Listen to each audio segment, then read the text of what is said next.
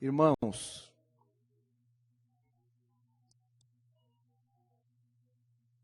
você já reparou? O Josué esteve aqui. Josué hoje é um bebê. O Josué é um bebê hoje. Daqui a pouco, o Josué depende, hoje, o Josué depende do Christopher e da Priscila para absolutamente tudo. Tudo. Ele é completamente dependente dos pais, Priscila e Christopher. E será assim por um tempo. Mas daqui a alguns meses, o Josué não vai querer mais ser amamentado pela Priscila. Josué vai precisar de algo com mais substância. O alimento vai mudar. Josué vai crescer. E daqui mais um tempinho, não é? O Josué vai aprender a andar. Vai começar a aprender as primeiras palavras. Hoje ele só está ouvindo, né? Ele está registrando tudo. Mas daqui a pouco ele vai aprender a identificar quem é o pai, quem é a mãe, quem é o vovô, quem é a vovó. Vai conhecer o vovô. Ai. Pois é. Vai conhecer o vovô. Eu estou falando do avô que nós conhecemos. Vai conhecer esse vovô. Orem pelo Josué. Daqui a pouco Josué vai andar. Daqui a pouco a Priscila vai colocar o prato assim na frente dele. Josué vai vir com a colherinha. Vai pôr comida na orelha, no nariz, no olho. Mas uma hora ele vai acertar a boca. Vai fazer uma sujeira danada. Vai pôr a mão na comida. E a Priscila vai insistir. Uma hora ele vai aprender a se alimentar. Ele vai comer sozinho. E adiantando o processo, daqui a pouco nós vamos ver o Josué correndo aqui, viu? Já aviso o Josué que aqui em cima não pode subir, não é? Nós vamos falar, ô Josué, desce daí. Não pode, Josué. Estou falando de Josué, mas já jogando uma indireta para uma galera aí, né? Já dando um recado geral aí para alguma turminha aí, que aqui em cima não pode andar. Pois bem, até porque tem um painel elétrico ali, é muito perigoso. Josué vai crescer. Daqui a pouco Priscila e Christopher vão sair para jantar fora. Você, Josué, é o seguinte: na geladeira tem um tapoezinho com arroz, tal. Você monta teu prato, tem uma carne lá. Você monta o teu prato, põe no micro-ondas, esquenta e te vira. Daqui a pouco papai e mamãe estão aí. Isso é natural. Na biologia, na nossa vida como seres humanos, todos nós aqui já passamos por isso. Todos nós aqui um dia já fomos um bebê. E hoje somos adultos. Isso é natural, não é? E hoje o que é bonitinho, ele vai falar umas palavras tudo errado, e todo mundo vai rir, vai achar bonitinho. Mas vai chegar uma hora que o Josué vai falar a palavra errada e nós vamos dizer assim, ô moleque, não é assim que fala não. Para com esse negócio, fala direito, fala de novo aí. Para, Josué. Nós não vamos achar bonitinho mais. Hoje é bonitinho, a gente ri, acha graça. Mas vai chegar uma hora, então, Patrícia. Desculpa, Patrícia, eu vou citar teu nome aqui algumas vezes hoje, porque você é a mais novinha. Então, hoje, algumas coisas que Patrícia faz, a gente vai ter paciência, vai ajudá-la. São os primeiros meses, os primeiros anos da fé. Alguém vai ajudar a Patrícia nessa primeira caminhada. Mas, Patrícia, você é um bebê hoje, mas você não vai ser a vida inteira um bebê. Viu? Não pode ser um bebê. Aquilo que hoje é bonitinho num bebê, depois não é mais. É feio, é estranho. Assim, será que esse menino, essa menina não precisa de um médico, alguma coisa? Porque tem uns... Está falando, não fala coisa com coisa. Infelizmente, lamentavelmente, alguns pais que eu reputo como heróis, são pais de crianças que necessitam de um cuidado especial e vão necessitar desse cuidado especial pelo resto de suas vidas. Os pais em algum momento detectam, procuram a ajuda de um profissional, de um médico, essa pessoa vai precisar de uma ajuda, porque ela não se desenvolveu, ela não cresceu. Em algum momento, o cérebro parou, ele continua se comportando como uma criança. Ele é um adulto, tem tamanho de adulto, mas se comporta como uma criança. E todo mundo olha e fala assim, ele precisa de uma ajuda, ele tem uma necessidade especial. Isso a gente vê no mundo. Isso não é normal. A pessoa foi acometida por algum tipo de problema, de alguma doença, que retardou o crescimento dela. Ela parou de crescer. Cresceu fisicamente, mas não cresceu emocionalmente, mentalmente. E nós sabemos diferenciar uma pessoa normal de uma pessoa que tem alguma necessidade. Isso é normal aí. Nós olhamos a natureza. Tudo na natureza se desenvolve, cresce. Uma árvore que você plantou, você planta essa árvore, nas primeiras semanas, você planta ela e você precisa, ao lado dela, às vezes a prefeitura faz campanha de plantio de árvores, e você passa pelas avenidas assim, vê aquelas árvores plantadas, e você vê ao lado da árvore um mastro, assim, um caibro, uma madeira. Para quê? Para apoiar a árvore em pé, porque se tirar ela, de tão frágil que é o caule, foi recém-plantada. Mas à medida que ela vai crescendo, as raízes vão entrando na terra, ela vai se arraigando na terra, criando raízes. O tronco vai encorpando, os galhos vão crescendo, a copa dela vai se abrindo, e anos depois é uma árvore frondosa, que você desfruta da sombra. As que são frutíferas, você vai usufruir dos frutos que virão. Ela se desenvolveu, cresceu. É assim na vida dos seres humanos e na natureza. Falando ainda dos seres humanos, quando nós somos pequenos e nós começamos o processo de alfabetização, todos nós hoje falamos pelo menos um idioma, né, o nosso. Não é? Alguns aqui, vários de vocês já falam 2 ou 3 idiomas, aprenderam. Mas você se desenvolveu, você recebeu uma instrução acadêmica desde pequena.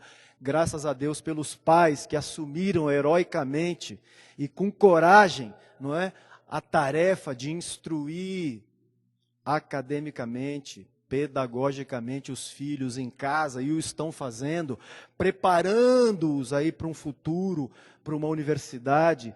A pessoa está crescendo, vai aprendendo coisas, não é? Está cheio de gente sabida aqui, gente que entende, gente que sabe falar, gente que sabe explicar muitas coisas aqui.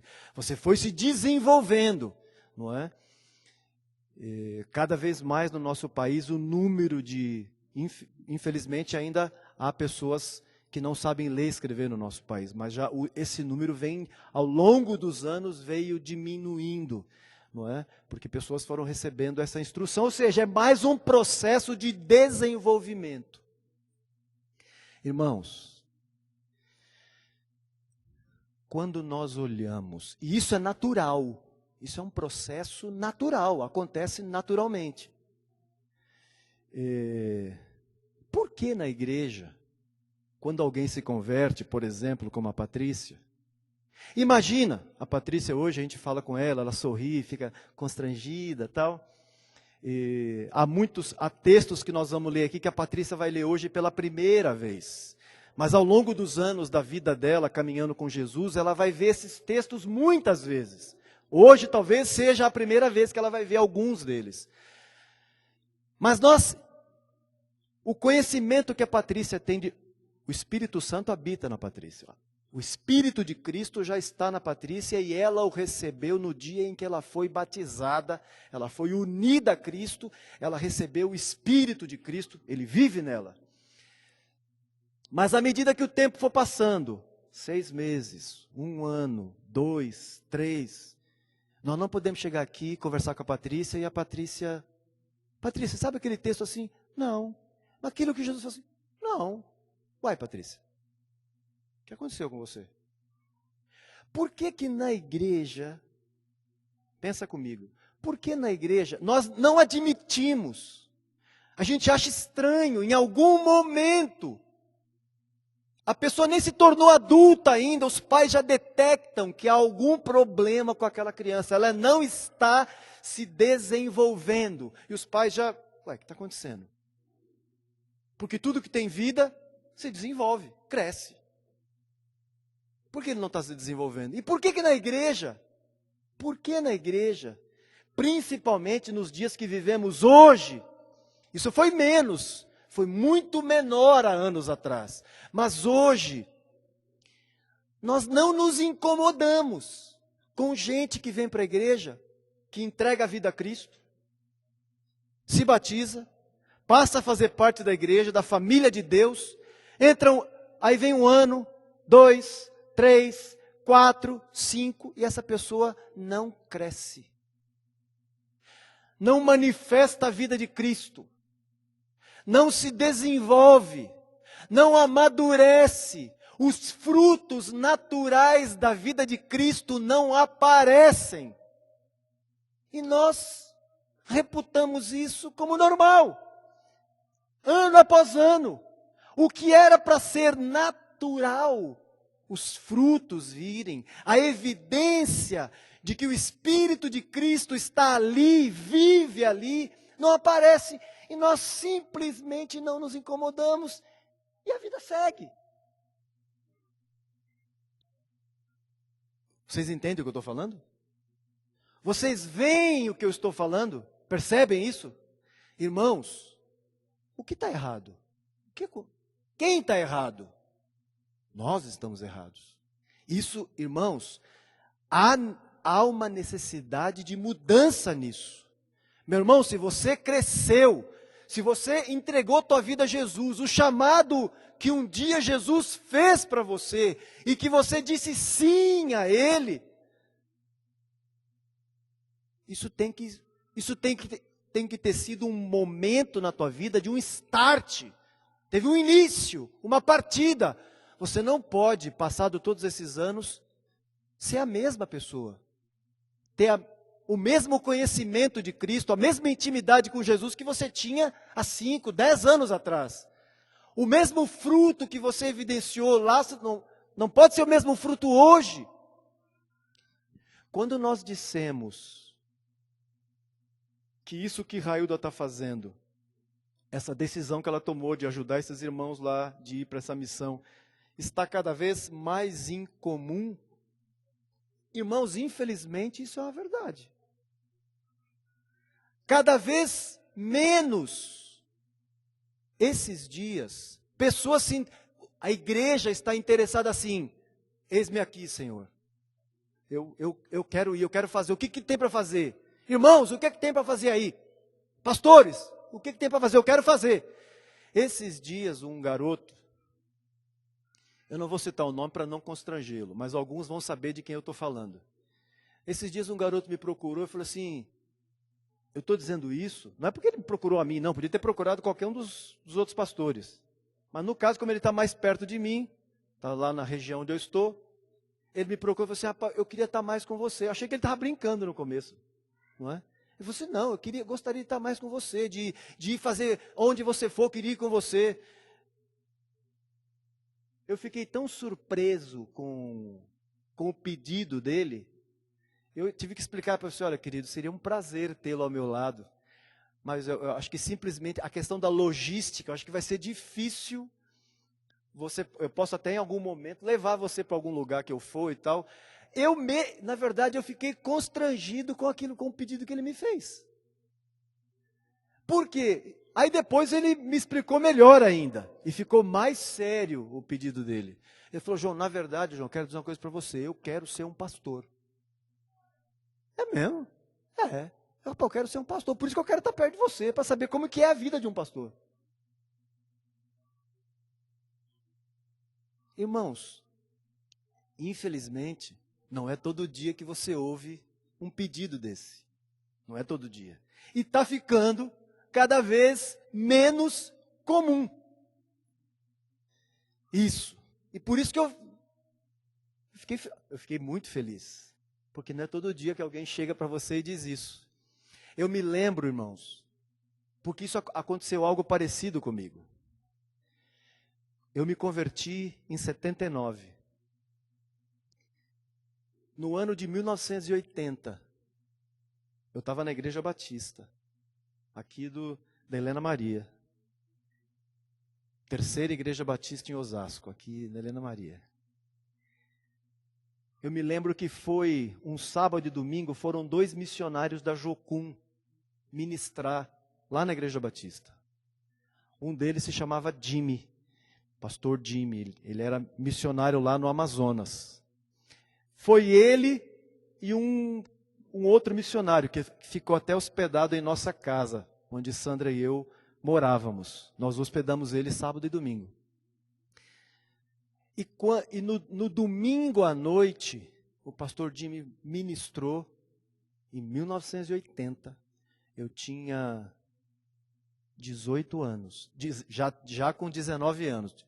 Me converti aos 18, em 79, em 80, aos 19 anos. Ele ministrou e ele fez um apelo. Ele falou assim: a obra de Jesus precisa de obreiros. E você aceita o chamado de Deus para ser um obreiro de Jesus? E eu, naquele momento, eu tive uma convicção no meu coração de que o Senhor queria algo de mim. Eu não sabia, eu tinha acabado de me converter. Eu tinha 1 ano de convertido. E eu procurei meu pastor, como esse rapaz fez. E eu falei: pastor, eu não sei te dizer, não sei dizer para o senhor, pastor Antônio Pedro, que já está com o Senhor agora. Eu não sei dizer para o senhor, mas aconteceu algo. E eu não sei te explicar, eu estou entendendo que Jesus quer algo mais de mim. Aí meu pastor falou assim: muito bem, João, você faz o seguinte, nós vamos mandar você para o seminário, você vai estudar e tal. Era o que ele entendia na época. E é o que eu fui fazer. Eu tinha aos 18 anos, agora aos 19, em 80. Eu tinha abandonado os estudos, já tinha 4 anos. E eu abandonei os estudos porque meu pai faleceu. E minha irmã e eu é que sustentávamos a casa. Então, eu ou estudava ou trabalhava. E eu precisei trabalhar. E eu tinha deixado os estudos. Eu voltei a estudar. Agora, sabe por que eu voltei a estudar? Porque eu queria fazer o seminário. Por quê? Porque eu queria ser pastor. Eu fiz o supletivo, depois fiz o colégio, os 3 anos, e depois entrei na faculdade teológica. Não pela teologia, porque era o que eu entendia, mas porque eu queria servir ao Senhor. Quando eu recebi, 10 anos depois, eu me converti em 79, 11 anos depois, em 1990, em março de 1990, aos 29 anos de idade, eu recebi a imposição de mãos, na época do Anésio e do Clemente, junto com o William. Eu tinha 29 anos e o William tinha 23 anos. Nós dois fomos ordenados no mesmo dia, em março de 1990. E nossa vida não parou por aí, seguiu crescendo. Eu fico pensando hoje assim, e os pastores que eu conheço pelo Brasil hoje, vários amigos, têm uma história mais ou menos parecida com a nossa. Muitos deles, a história é muito parecida. Mas, lamentavelmente, nos últimos anos na igreja, eu não me lembro. Eu já participei de algumas ordenações de pastores pelo Brasil afora.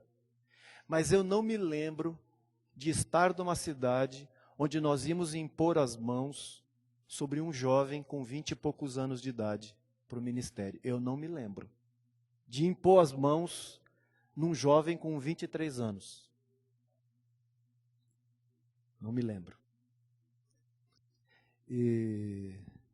Irmãos, vocês estão entendendo o que eu estou falando? Que nós nos convertemos, e assim como na vida natural, nós não podemos parar.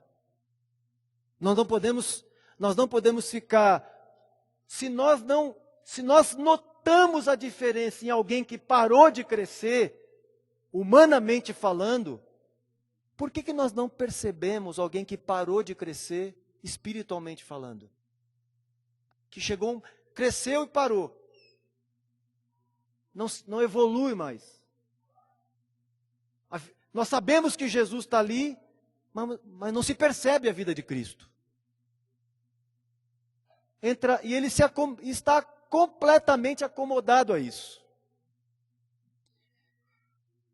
Desafios, isso começa com o quê, irmãos? O Beto falou aqui no começo sobre o cântico que nós íamos cantar. Sobre esse cântico que fala, eu escolhi Jesus. Nós decidimos por Jesus. E ao longo dos anos, as coisas que Jesus... E como se dá o crescimento? À medida que você for crescendo, Patrícia, à medida que você for crescendo, o Espírito Santo está em você. E ele vai falar com você assim, Patrícia, larga isso. Para de fazer isso. Isso não me agrada. E o que você deve fazer? Patrícia, pare imediatamente. Mude. Por quê? Porque essa é a vontade de Jesus. E você vai perceber essa voz. Os irmãos vão poder te ajudar, mas essa voz dentro de você, o Espírito Santo dentro de você, você vai ouvir. Não gostei disso, Patrícia, para. Toma outro caminho. Você ainda ouve essa voz? Você ainda ouve essa voz dizendo assim, para com isso. Larga isso. Aquela mesma voz que te chamou lá atrás, aquele chamado que um dia você recebeu. E que você veio e aquela chama que tinha em você. E que você queria sair mudando tudo. Eu me lembro que na segunda-feira, quando eu cheguei no trabalho, eu entrei no vestiário assim, eu trabalhava numa metalúrgica, ali na Água Branca. E eu lembro que na segunda-feira de manhã, eu me batizei no domingo. Na segunda-feira eu cheguei no trabalho, eu fui ensaiando no caminho, né? Falei assim, não, essa turma me conhece, sabe como eu sou, eu vou ter que avisar, eu vou ter que fazer isso, tem que ser de uma vez por todas. E eu cheguei no vestiário, estava aquela muvuca no vestiário, assim, aquele monte de homens se trocando para ir para o trabalho e tal. E eu cheguei assim na porta do vestiário e falei assim, pessoal, bom dia. Eu queria comunicar a vocês algo. Todo mundo me olhou assim. Eu falei assim, aquele João que vocês conheceram, morreu ontem. Eu sou uma nova pessoa. Eu me batizei ontem. Agora eu sou um crente. E era o que eu sabia. Eu disse aquilo. Na segunda-feira todo mundo me olhou. E o que você acha que eles fizeram? Exatamente o que o Lucas acabou de fazer. Riram. Por quê? Porque eles não acreditaram no que eu falei. Porque me conheciam. Só que passou um mês, 2, 3, 1 ano, 2. Eu tinha 19. Dia 23 passado eu fiz 56. E, irmãos, eu continuo perseverando. E não foi por causa da minha perseverança. Foi a misericórdia do Senhor que me trouxe até aqui. Não é?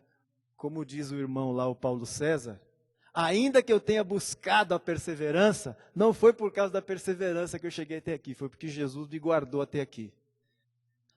Você continua ouvindo essa voz, e aquilo foi forte, eu fiz aquilo com a maior alegria do mundo. E eu segui o Senhor me mostrando coisas na minha vida, e eu fui largando aquelas coisas. Lembra aquilo que Jesus falou? Tome cada dia. Você tomou a cruz, mas tem que tomá-la cada dia.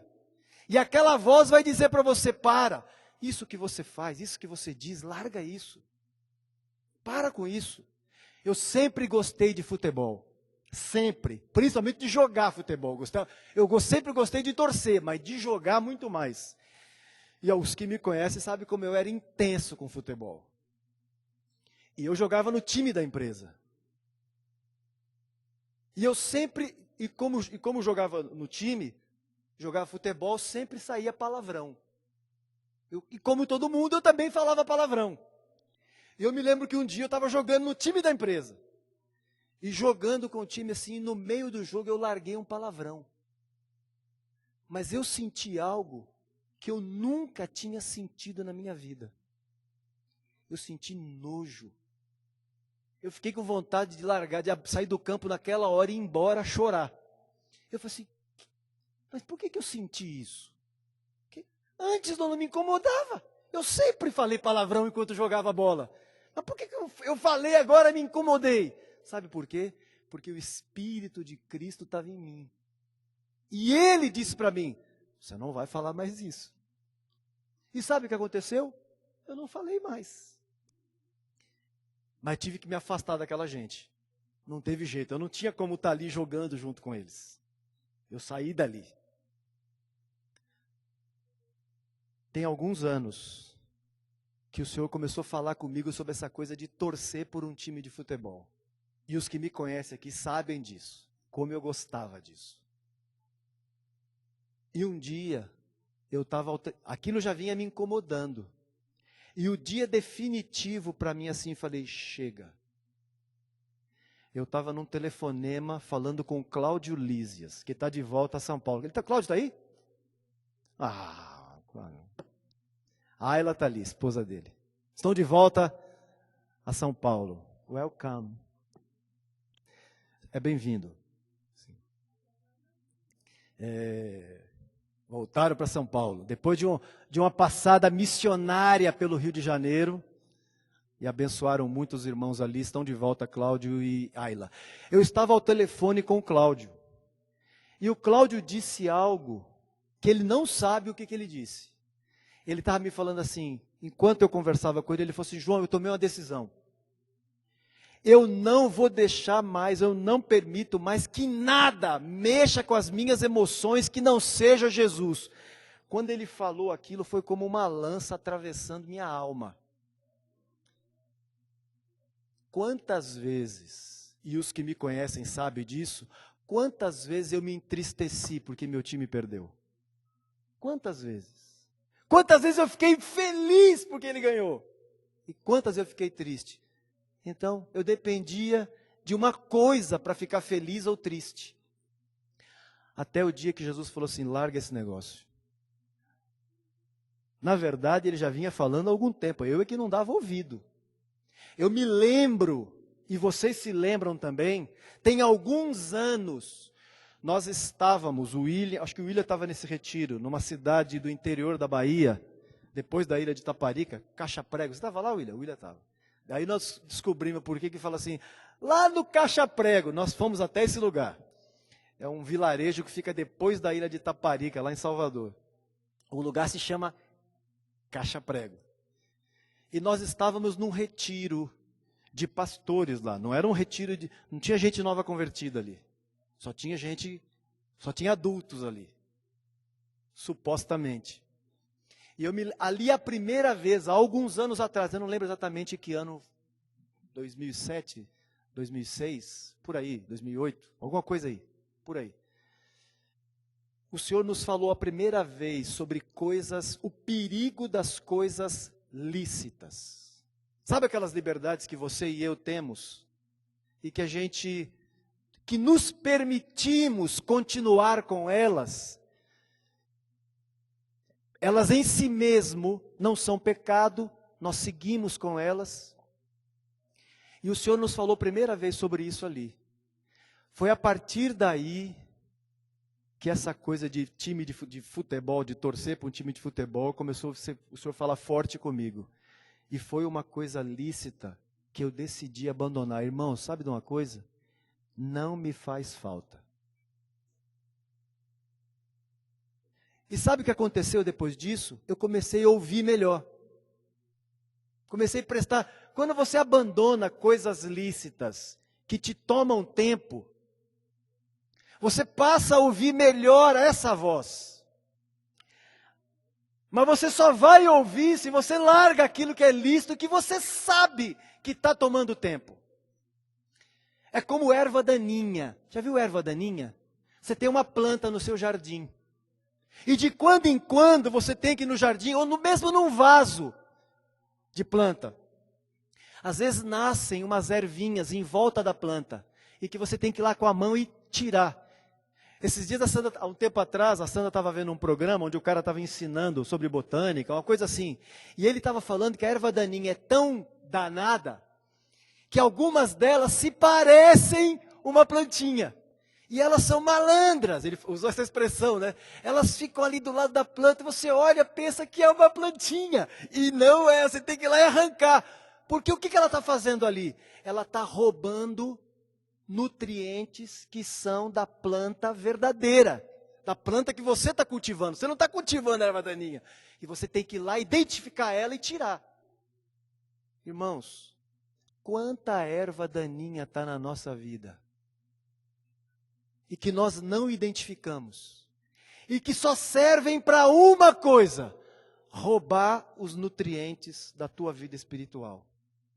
Servem para impedir que você ouça melhor o Senhor. Aquela voz que um dia você ouviu e que te chamou, e que falou um tanto de coisas para você, e que te desafiou, e que te seguia desafiando, e chamando você para mais perto, para uma comunhão maior, mais intensa.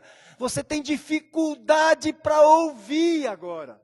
Sabe que às vezes aqueles velhinhos, que às vezes, antigamente tinha aquele, hoje em dia tem aparelho de surdez, o ultramoderno, mas tinha que os caras colocavam, parecia que era um funil assim no ouvido, assim para ouvir. Fala, como é que é? Não estou entendendo. Não é? Hoje, você sabe que tem uma voz falando, mas você não consegue detectar mais. Porque tua vida às vezes está tão envolvida com essas ervinhas, que parecem a planta que está sendo cultivada, mas não é. Parece algo bom, mas não é, porque está minando tua vida. Está te roubando da presença de Jesus.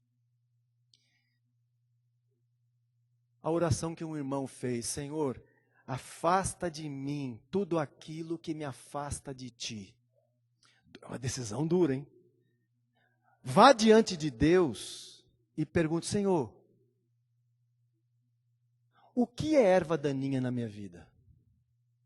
O que está tomando, o que está sufocando minha vida espiritual?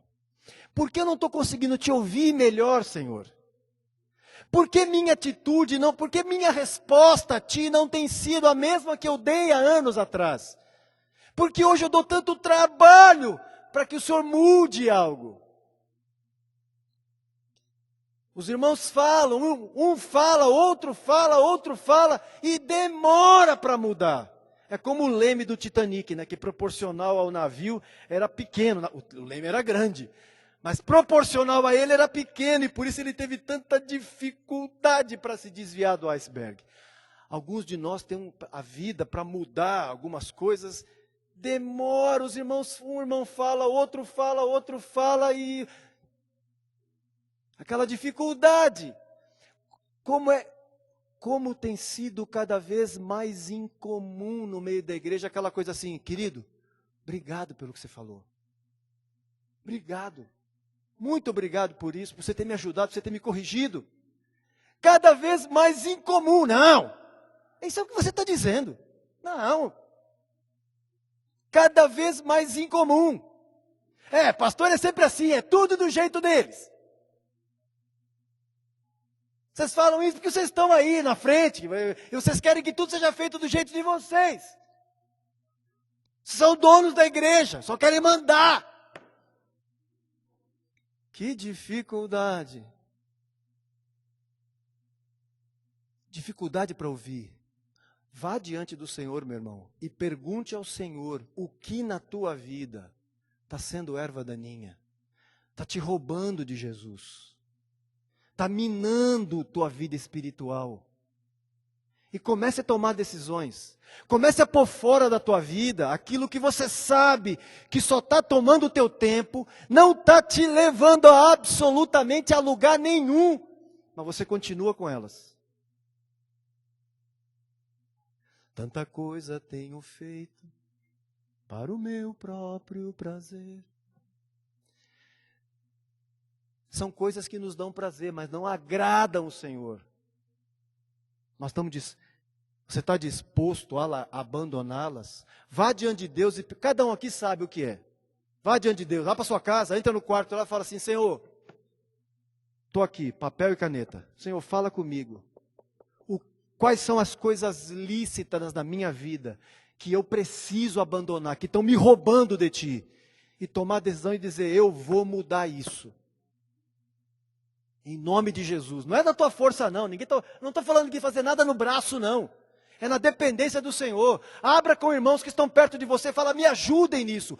Toda vez que você me vê com esse hábito de novo, fale comigo. Porque eu quero mudar isso da minha vida. Ponto. Amém?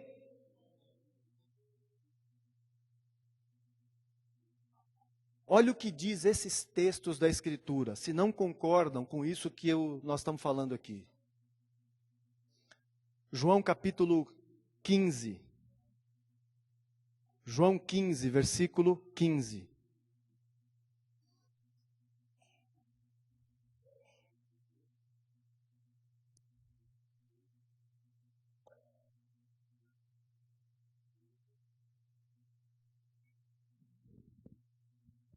Irmãos, tenham paciência, por favor. É provável que eu passe um pouco do meio-dia. Segura aí. Irmãos, ao longo desses anos, João 15, 15, segura aí. Ao longo desses anos, no nosso caso aqui, em Osasco, desde 1990, foi quando o Senhor nos falou claramente e nos questionou, nos confrontou sobre nossa estrutura. Nós tínhamos uma estrutura, nós éramos uma congregação aqui em Osasco, que nós tínhamos culto sábado, domingo e segunda-feira. A nossa vida de igreja se resumia a isso. Nós, como pastores, era ficar atrás de um púlpito e pregar sábado, domingo e segunda. Essa era a vida da igreja. Em 1990, nós entendemos que o lugar da igreja era nas casas, que a vida da igreja se dava nas casas, e a igreja era um corpo que funcionava através de juntas e ligamentos. E nós ouvimos de forma clara, já tínhamos ouvido outras vezes, mas dessa vez de forma clara, concentrada, sobre o discipulado. E sobre esse vínculo entre os irmãos. E o que nós fizemos? Nós começamos a mudar. Começamos a fazer mudança, começamos a pregar para aquela congregação que nós estávamos, para os irmãos que estavam conosco, e fomos fazendo mudanças. Isso começou em 90 e terminou em julho de 1994. Éramos uma congregação em 90 de aproximadamente uns 400 irmãos, e em julho de 1994 nós éramos uma congregação com 53, 54 irmãos. Você fala assim, o que vocês fizeram? O que nós fizemos? Um tanto de mudança. E felizes! Eu me lembro de uma reunião, estava o William, eu e Clemente, na casa do William. E nós tínhamos perdido essa congregação toda. Tínhamos ficado só nós. Mas era um sentimento, você lembra do William, dessa conversa? Na casa do William. A gente estava assim, ao mesmo tempo triste e ao mesmo tempo muito feliz. Porque falou assim, agora, cara, nós vamos continuar para frente, cara. Nós perdemos esse tanto de gente, agora nós sabemos que esses 50 e poucos que ficaram são os caras que realmente, é a turma que realmente quer fazer a vontade de Deus. Vamos embora! Nós tínhamos tudo para ficar com depressão, ficar mal, mas nós ficamos felizes. E seguimos, e estamos aqui até hoje. Fizemos mudanças. Mas, irmão, nós temos que admitir que ao longo desses anos, aconteceu algo nesse tal do discipulado. Nós continuamos crendo nele. Mas o que me parece é um irmão o discipulado, esse irmão mais velho cuidando de um irmão mais novo. Mas nos parece que Deus está nos chamando para um ajuste nisso, nesse relacionamento. Porque quando você olha para um texto como esse, vamos para esse texto. João 15, 15. Já não vos tenho chamado de servos, porque o servo não sabe o que faz o seu senhor, mas tenho-vos chamado de amigos, porque tudo quanto ouvi de meu Pai, vos tenho dado a conhecer. Jesus deixa claro aqui, que chegou o momento no relacionamento com aqueles 12 homens, que o relacionamento tinha sofrido uma mudança. tinha crescido, tinha progredido para uma amizade, para uma intimidade maior. Vocês não são mais servos, vocês são meus amigos.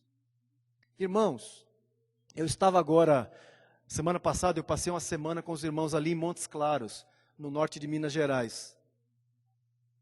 E eu estava conversando isso com esses irmãos. E enquanto eu conversava isso, eu estava conversando com os líderes da casa lá durante a semana sobre isso. No domingo passado, eu falei com eles sobre isso que eu estou falando com vocês.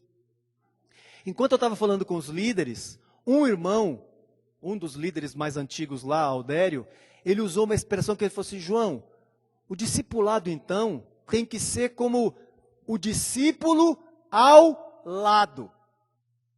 Ou seja, o nosso discipulado, aquilo que nós entendemos lá desde 90, eu creio que Deus está nos chamando para um ajuste, porque passados esses anos, quando nós olhamos o fruto disso, o que nos preocupa?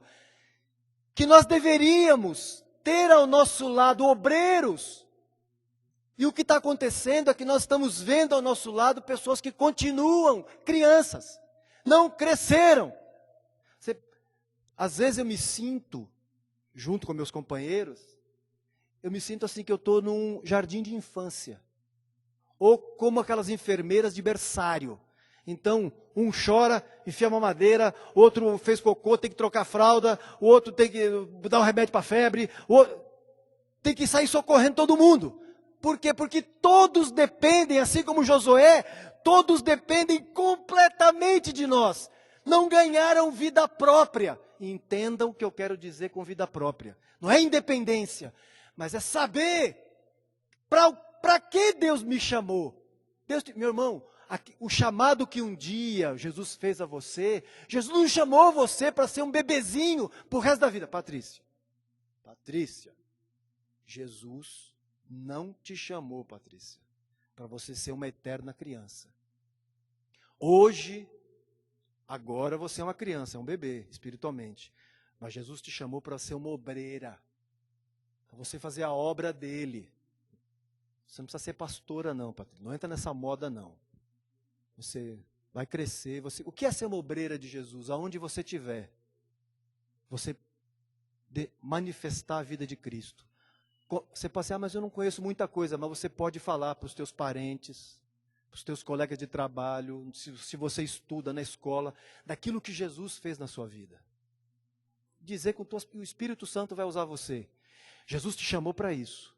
Para você reproduzir a vida dele que está em você, reproduzir em outros. Foi para isso que Deus te chamou. Deus não te chamou para outra coisa. Ele te chamou para isso. Para você refletir Cristo. Para todos nós. Patrícia foi agora, mas para muitos aqui foi há muitos anos. O Senhor nos chamou para isso. A igreja não... Irmãos, a igreja pode ter bebê? Pode, porque é uma família.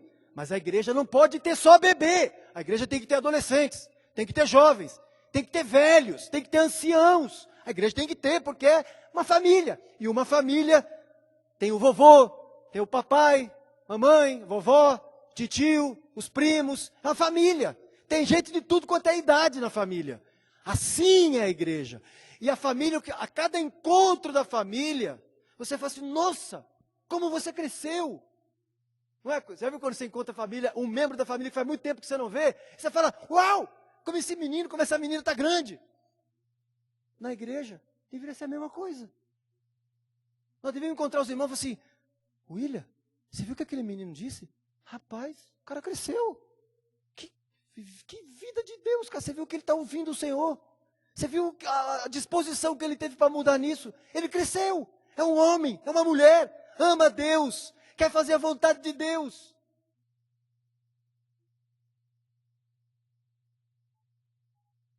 O ajuste que o Senhor quer fazer, o Senhor quer fazer com que o discipulado que nós cremos, que nós recebemos lá em 1990, o ajuste que precisa ser feito no nosso entendimento. O problema está em nós, em mim, em cada um principalmente dos mais velhos aqui. O ajuste que tem que ser feito é que essa pessoa que eu comecei a cuidar, que se converteu agora e eu vou discipular ela, eu vou cuidar dela os primeiros tempos, esse primeiro momento da vida, os primeiros anos, ela precisa saber, assim como Josué vai saber, come sozinho. Não, eu quero que você me dê. Imagina o Josué com 10 anos de idade, chegar com a Priscila está numa reunião assim, Josué vem, quer levantar a roupa da Priscila e quer amamentar na Priscila, com 10 anos de idade. Você está, que é isso, moleque? Christopher, vem cá, me socorre aqui, Christopher, pega o Josué aqui. Moleque. Seria loucura total, um negócio desse. Por quê? Porque não é para isso mais. Que é isso, moleque? Me respeite, sou sua mãe. Mas nós vemos isso toda hora no meio da igreja. Atitudes infantis. E a gente não se incomoda. Nós convivemos com elas. Sabe por quê, irmãos? Porque quem está cuidando, quem está discipulando, não tem essa consciência de que está formando um obreiro. Está formando alguém que vai crescer. Estou cuidando de você, mas daqui a pouco, você vai abrir a geladeira, a comida está lá, você monta o teu prato e te vira. Ande com as próprias pernas, vamos.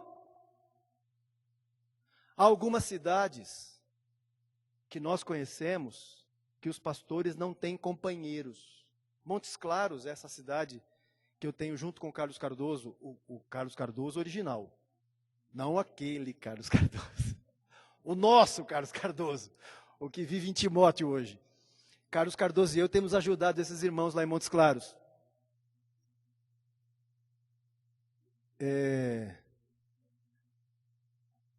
Nós temos falado com esses irmãos da necessidade. Hoje lá, o Cristiano é o único presbítero. Não tem outro presbítero. Então, para que o Cristiano não fique só, nós pegamos 2 líderes, dos líderes da casa mais antigos, e colocamos ao lado do Cristiano, para que o Cristiano possa ter assim, o que você acha? Eu estou pensando em fazer isso, o que você diz? E você? Que é o Jetro e o Aldério, estão ao lado do Cristiano, ajudando o Cristiano. Agora imagina se nós não tivéssemos Aldério e Jetro. Coitado do Cristiano. Então, eles estão sós por uma circunstância. Então, na verdade, e o Cristiano, ao mesmo tempo, o Cristiano é o discipulador deles, mas eles estão sendo formados como companheiros do Cristiano. Nós cremos no processo natural que ou os 2, ou um deles pelo menos, se tornará o companheiro do Cristiano. Porque isso é um processo natural. Então há algumas cidades que nós dizemos para alguns pastores, olha, você não tem companheiro hoje, sabe o que você faz? Forme um companheiro para você. E às vezes formar esse companheiro é pegar um irmão que é mais novo, ou pegar dentre os mais novos um mais velho. E começar a estar ao lado dele e formá-lo. Até que ele se torne o companheiro dele. Irmãos, isso é natural. Isso tem que ser natural. Porque é assim na nossa vida.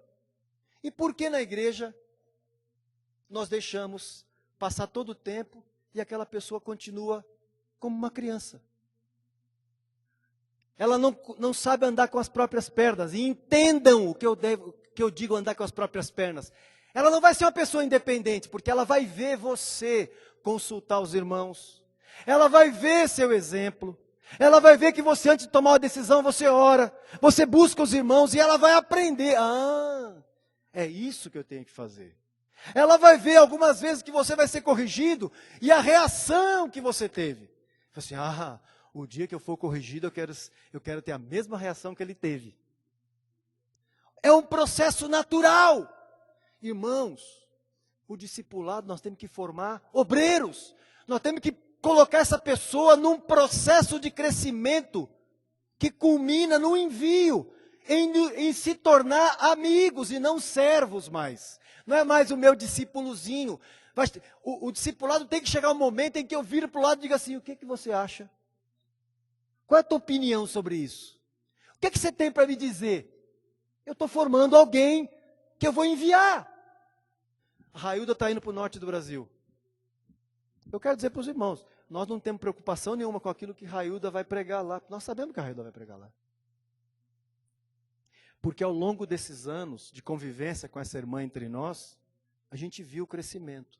E a Railda é o contrário de tudo isso que eu estou falando aqui. Nós não temos aqui, desculpa, Rai, não é o objetivo de constranger, mas a Railda é uma moça que cresceu ao longo dos anos. Railda não é anjo, como eu não sou, ela não é perfeita, viu? Railda tem defeitos, como eu tenho, coisas que necessitam ainda da operação da cruz de Cristo. Mas Railda é um fato, e os irmãos que estão ao redor da Railda, os irmãos que conhecem Railda como eu, Railda morou 6 anos dentro da minha casa, e os irmãos que são mais próximos sabem e vão dizer amém junto comigo. Railda é essa moça que cresceu ao longo desses anos. Vocês não têm aí, não está sendo enviado para o norte do Brasil uma criança que não vai saber o que fazer lá. Está sendo enviado uma obreira de Jesus. Ela não vai ser pastora, não vai ser líder. Isso ela já aprendeu há alguns anos.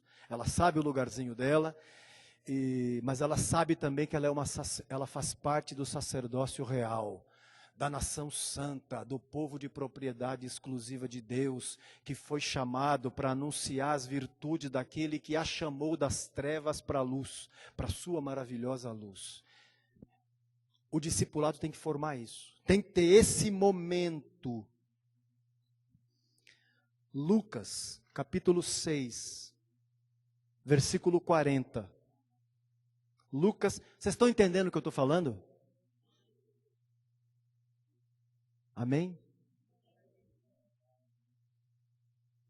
Lucas capítulo 6, versículo 40.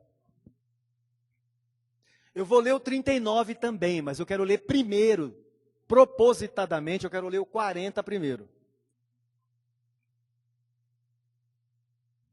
O discípulo, Lucas 6, 40.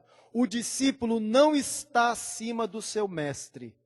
Todo aquele, porém, que for bem instruído, será como seu mestre. Todo aquele que for bem catequizado, a palavra aí é catequel, todo aquele que for bem catequizado, que as verdades foram, ao longo dos anos, forem constantemente repetidas a ele, todo aquele que for bem catequizado, bem instruído, será como seu mestre. Isso é o discipulado. Esse é o bom discipulado. O que é o bom discipulado? É aquele que forma obreiros. Que a pessoa não se mantém criança para o resto da vida, passado um bom tempo. No caso de Jesus, foram 3 anos. 3 anos. Olha o 39 agora. Olha o 39, que precede o 40 aí. Propôs-lhe também uma parábola. Pode, porventura, um cego guiar outro cego? Não cairão ambos no barranco? Irmãos, um discipulado, onde quem está discipulando não sabe para onde está indo, não sabe o que está querendo formar nessa pessoa, não sabe. O Christopher e a Priscila, eles sabem qual é a missão deles como pais. Eles sabem que eles vão ensinar o Josué comer, falar, andar. Eles vão ajudar tudo isso aí. Vão dar formação, educação, um tanto de coisa. Eles sabem disso. Que é responsabilidade deles. Eles sabem disso. Nós, como discipuladores, nós, como irmãos mais velhos, temos que saber que a pessoa que nós estamos cuidando, nós vamos cuidar por um tempo. Por um tempo. Você vê como o modelo de discipulado que nós vínhamos praticando precisa ser corrigido, precisa ser ajustado. É que aquela coisa assim, ai, você não vai me discipular mais? Ai, eu gosto tanto daquele irmão, o outro não. Nós temos isso entre nós. Eu só me identifico com ele, com ela. Filho, você não está casado com a pessoa. Você não vai casar com ela.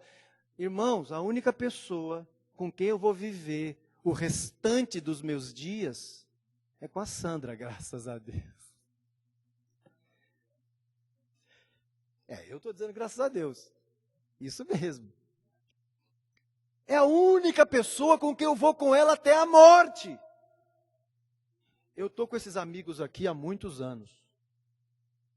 E estou disposto a continuar mais o restante da minha vida. Mas se daqui a pouco o Senhor nos envia qualquer um de nós aqui para algum lugar, o que é que nós vamos fazer? Ah, não, Senhor, eu vou deixar o William, eu vou deixar... Eu não vou produzir uma divisão, isso não. Mas se Deus me manda para algum lugar, eu, ou Ismar, ou Hélio, ou William, vá. E eu vou fazer o que nesse lugar que eu chegar? Eu vou arrumar companheiros como eu tinha aqui. E se não tiver, eu vou trabalhar para ter. Porque é isso que eu creio. Eu não vou andar sozinho, porque eu aprendi isso. A ter alguém do meu lado, com quem eu posso dizer, o que é que você acha? O que é que você pensa? O que você faria? Me diga aí, cara, não sei o que nós fazemos. E esse texto aqui, como é que você entende ele? Eu preciso de alguém do meu lado, e não pode ser uma criança. Porque para uma criança, o Christopher é preciso, não pode dizer, Josué, nos ajuda aqui. Josué vai ficar olhando para a cara deles, não vai saber o que fazer. Mas vai chegar um dia, Josué, vem cá, ajuda a mamãe. Pega esse pano aqui, tira a pó lá, moleque. E ele vai ajudar. Porque cresceu, porque aprendeu. Amém? Irmãos, entende o que nós precisamos? É uma mudança na nossa mente, na nossa prática. Vamos seguir, vamos continuar lendo. Ainda nesse texto de Lucas, o 39 aqui, isso significa o seguinte: se eu, como discipulador, não sei o que eu estou formando, qual é meu trabalho? Qual está sendo o meu trabalho? Olha para o texto. O que é que eu estou fazendo? Eu estou sendo o quê? Eu estou sendo um cego, guiando outro cego, porque nenhum dos dois sabe para onde vai. Agora, se eu sei o que eu estou formando, essa pessoa aqui, quem for discipular a Patrícia, a irmã que for discipular a Patrícia, saiba disso. Você vai discipular uma obreira de Jesus.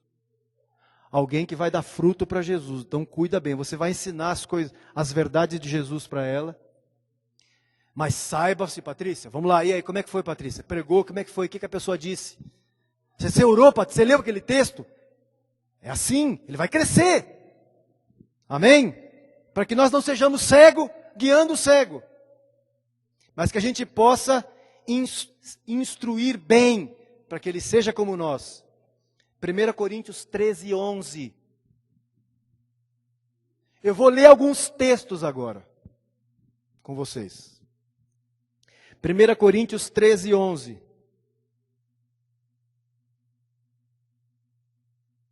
Quando eu era menino, falava como menino, sentia como menino, pensava como menino. Quando cheguei a ser homem, desisti das coisas próprias de menino. Do que Paulo está falando? Gente, Paulo está falando do tempo em que ele era neófito, que ele era em todos os sentidos. E Paulo está dizendo assim, quando eu era menino, eu agia como menino, pensava como menino, falava como menino. Mas, ou seja, chegou um momento que eu me tornei o quê? Homem. Ou seja, eu me tornei adulto. Então, é claro que todos nós, mesmo quando chegar nessa fase adulta da vida cristã, você vai continuar aprendendo. Ninguém vai saber tudo. Eu não sei tudo. Os irmãos mais velhos entre nós, pelo mundo afora, não sabem tudo, porque estão crescendo. Mas já alcançaram um crescimento. E podem ser usados pelo Senhor. Isso está mostrando que a vida cristã, ela tem etapas. É como a vida natural. Gálatas 4, versículo 19. Meus filhos, por quem de novo sofro as dores de parto, até ser Cristo formado em vós. Meus filhos, Paulo se referindo aos irmãos. Por quem de novo sofro as dores de parto, porque tinha coisas que ele estava vendo de debilidade nos irmãos, e via que faltava mais de Cristo neles. Paulo trabalhava para quê? Para que Cristo fosse formado nele. Olha para aquela pessoa que você está cuidando, e você saiba que o teu objetivo é formar Cristo nele. Com a graça de Deus, na dependência do Senhor, na força do Espírito de Cristo que está em você, é Ele em você que vai te capacitar a fazer isso. Amém? Quando eu fui à Índia pela primeira vez, em 2010, eu já tinha ouvido falar dessa agência missionária chamada Jocum. Eles têm missionários espalhados pelo mundo. Quando eu fui à Índia a primeira vez, eu fiquei lá 52 dias, eu convivi com um jovem chamado Rafael. E eu, convivendo com o Rafael me contou a experiência dele. Rafael recebeu um treinamento da Jocum. A Jocum dá um treinamento para quem vai para o campo missionário. E depois, essa pessoa vai para o campo missionário como? Não é a Jocum que compra a passagem do avião, fala assim, ó, está aqui o dinheiro da passagem. Tá, não, que nem os irmãos deram de presente para a Railda a passagem. Não foi isso, Railda? Uma parte. Isso, uma parte ela fez um bazar e levantou o dinheirinho. Que bom, você foi bom. Nós, como igreja, como congregação, nós vamos dar uma oferta para a Railda, mas os irmãos, como eu disse, voluntariamente, se quiserem, também podem dar. Ou seja, o que a Jocum faz? Você tem que levantar.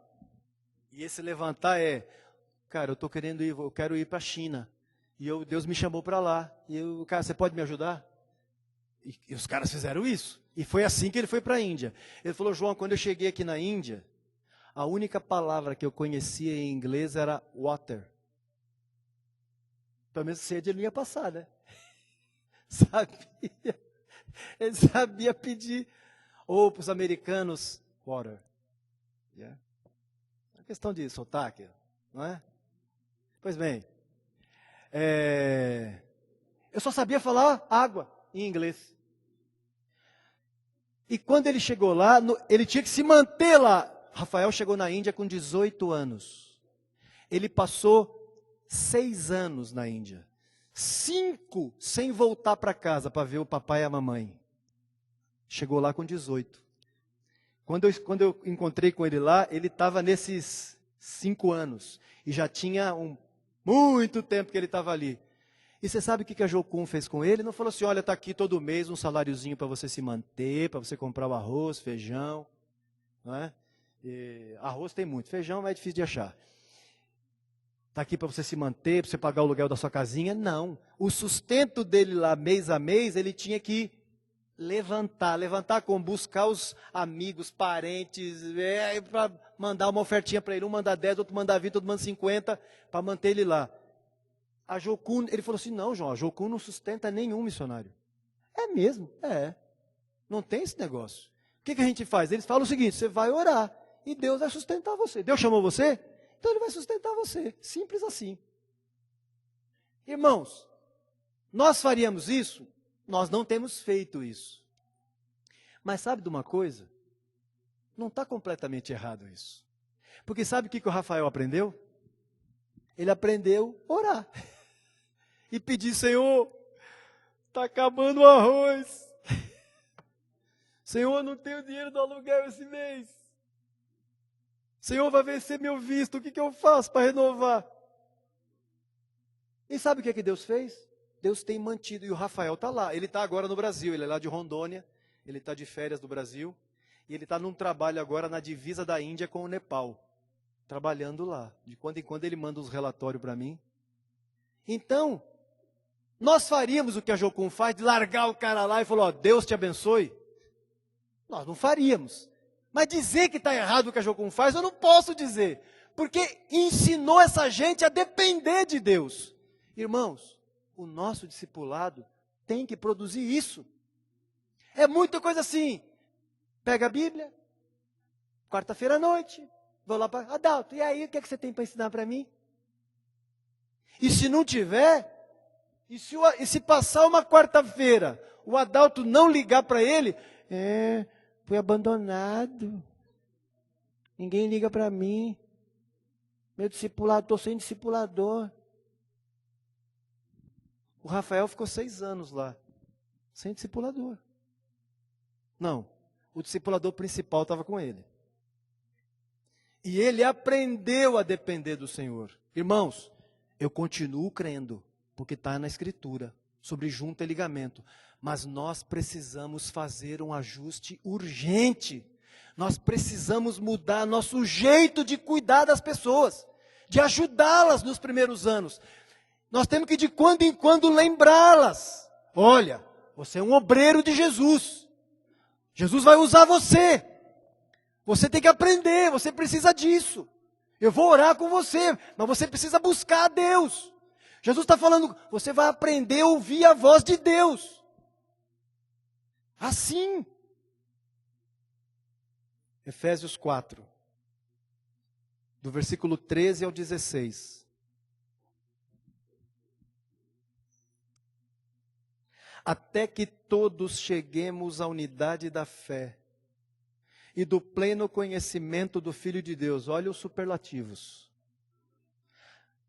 Até que todos cheguemos à unidade da fé, ao pleno conhecimento do Filho de Deus, a perfeita varonilidade. Eu gosto da tradução que diz, a ser homem perfeito, ou seja, a ser adulto, crescido, à medida da estatura da plenitude de Cristo. Patrícia, mais uma vez, Patrícia. Você sabe qual é o objetivo, Patrícia? De você ser parecida com Jesus. A estatura do varão perfeito. A medida é Cristo, o modelo é Cristo. Quem você está discipulando, essa pessoa tem que saber que o modelo é Cristo. Sabe naquela fase de crescimento da criança, quando a mamãe coloca no batente da porta do quarto uma fita métrica colada assim, e de quando em quando vai lá e, no meu caso, parou com 1,72. Tem outros que seguiram aí, né? O Tiago lá da Thalita seguiu um pouco mais, o Carlão, os irmãos que são mais altos, não é? Fernandinho, não é? E a mãe vai acompanhando o crescimento ali. Nós, como discipuladores, nós temos que ter essa sim, para aí, meu filho, encosta aí, deixa eu ver como é que você está. Ah, você cresceu, entendeu algumas coisas. Muito bem, garoto. É isso aí. Você está educando uma pessoa no reino de Deus, levando-a a crescer. Ela tem que saber disso. E a criança fica feliz, principalmente quando vai no parque de diversão, né? E que tem alguns parques de diversão que para entrar em alguns determinados brinquedos tem que ter uma altura mínima. Então, tem que medir. Aí ele fica todo feliz quando ele alcançou aquela medida que ele pode daquele brinquedo. Os irmãos têm que ficar felizes de ver o próprio crescimento. E dizer isso para eles. Saber que eles não vão... Olha, são crianças hoje, mas você não vai ser a vida inteira criança. Pode chegar um dia... Hoje eu estou orientando você, estou ajudando você, mas eu quero que chegue o dia que você vai me orientar, que você vai me corrigir, que você vai me mostrar, não, João, não é por aqui não, é por aqui. É mesmo. Para que não sejamos como meninos. Vamos falar juntos aqui? Para que não sejamos como meninos. Mais uma vez. Para que não sejamos como meninos. Não é a vontade de Deus que você seja menino para o resto de sua vida. Você precisa crescer. E não é discipulador que vai fazer isso. Ele vai te ajudar. Mas você precisa da comunhão com Jesus. Estar ao lado de Jesus.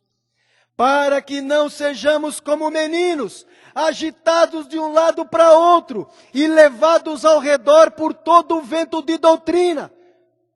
Volta e meia a igreja é assolada por um vento de doutrina. E volta e meia um tanto vai atrás. Quem?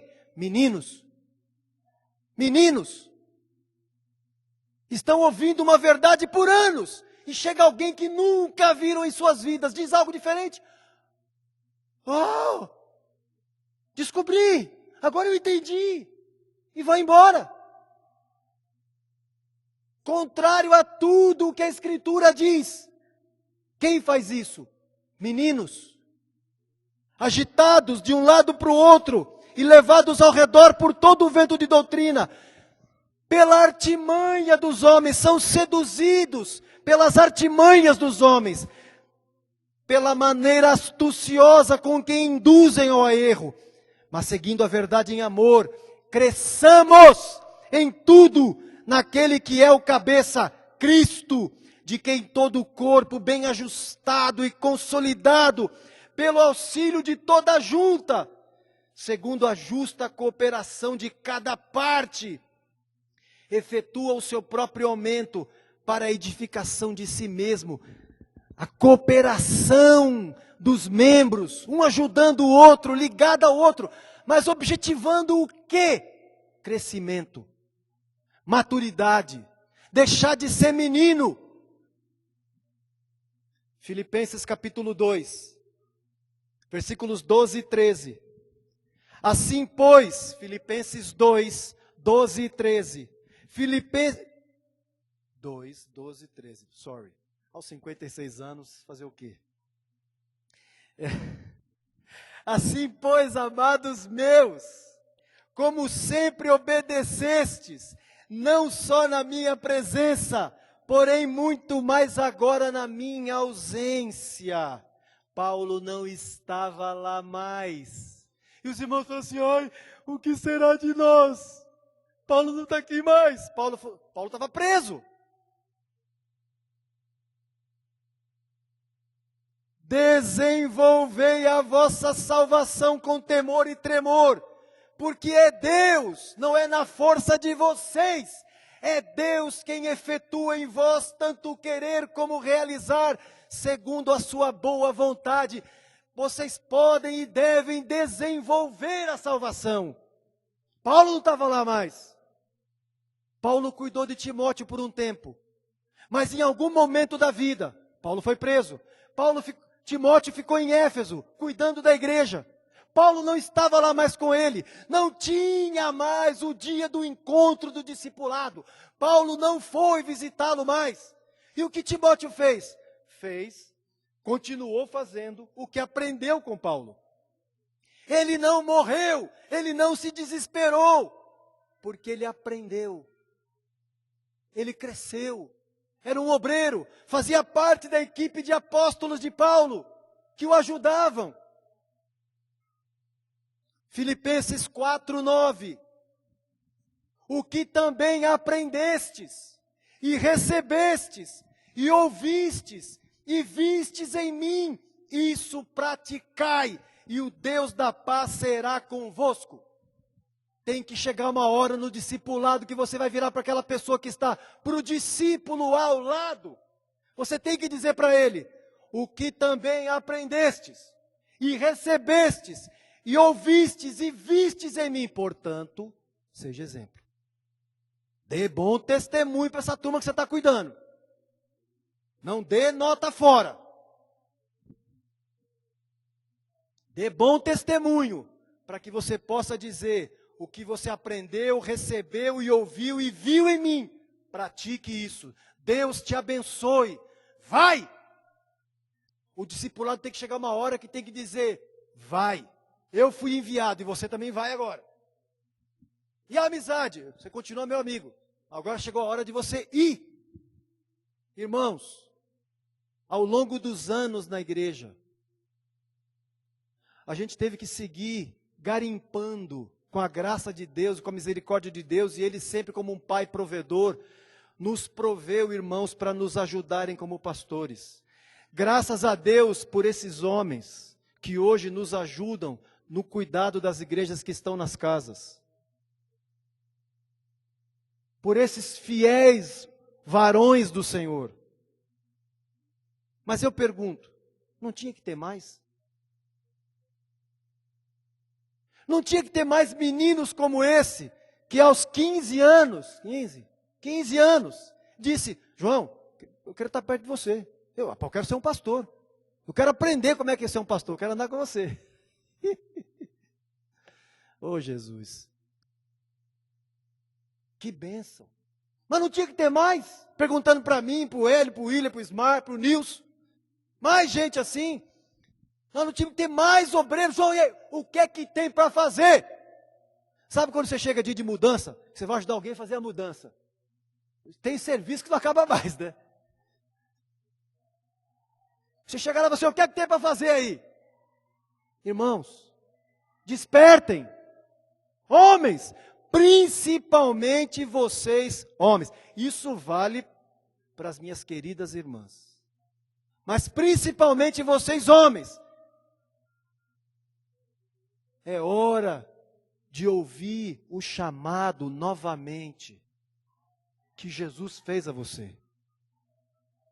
Jesus te chamou, não foi para você ficar, para você ser um discípulozinho bom. Para você cuidar da sua vidinha, ajeitar sua vidinha, ir para o trabalho, ganhar seu dinheirinho, ter sua qualidade de vida. Tem um tanto de gente hoje que está atrás de qualidade de vida na igreja. Não, eu quero ir para tal lugar porque eu quero ter qualidade de vida. Eu também quero, irmãos, por isso que eu fui para a Zona Leste. Pensa.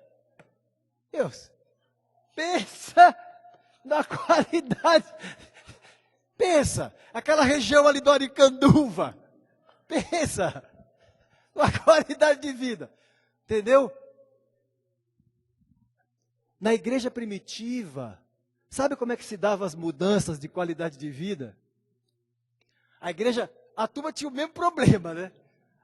O povo se converteu e ficou todo mundo ali em Jerusalém. Ninguém queria sair de Jerusalém. Ficou todo mundo ali. Então, os 12 estavam lá, né, cara? Ninguém quer sair. O que é que Deus teve que fazer? Deus permitiu uma perseguição. O pobre do Estevão, pobre. O bem-aventurado do Estevão. Partiu para a eternidade. E a partir de Estevão se desencadeia uma perseguição que varre toda aquela região. E a igreja foi dispersa. Só ficou os 12 lá em Jerusalém. E para onde eles iam? Iam anunciando a palavra. E o que começa a acontecer? Para onde eles foram, anunciaram a palavra, gente se converteu, grupos começaram a se formar. E o que teve que acontecer? Teve gente que teve que ir lá para saber como é que estava aquela gente que tinha se convertido.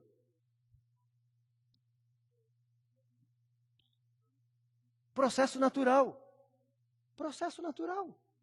Hoje, e sabe como é que se davam as mudanças? Alguém se converteu em alguma cidade. Ô Paulo, está precisando de um obreiro lá? E Paulo já sabia quem eram os homens. Tem alguns nomes na Bíblia que passam rápido pela nossa mente assim. Trófimo, Epafrodito. Passa rápido. Silas. Mas eram obreiros que estavam ao lado de Paulo. Paulo tinha um grupo de homens que trabalhava com ele. Hoje a turma está assim, eu não quero ter dor de cabeça, eu não quero ficar doente, eu não quero ter doença nenhuma, ora por mim aqui porque eu não quero ter problema nenhum. Esses caras não estavam nem aí. O tal do Trófimo, me parece que foi ele, Paulo deixa doente em Mileto. Uai, por que Paulo não foi lá orar por ele? Não era mais fácil? Ora por ele e vai. Fala assim, eu queria enviar Trófimo, mas não deu. Vai Timóteo mesmo. Ó de enviar troca.